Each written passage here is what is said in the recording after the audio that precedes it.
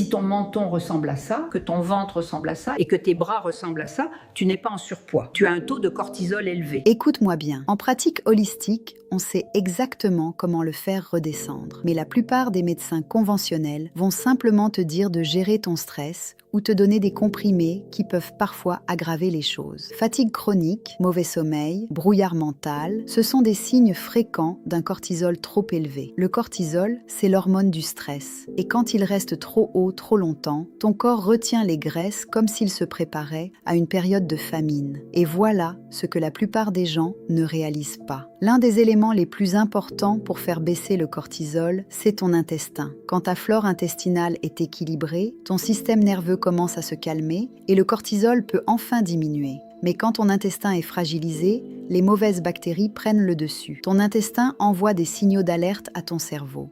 Le cortisol reste élevé parce que ton corps croit qu'il est toujours en danger. Ça devient un cercle vicieux.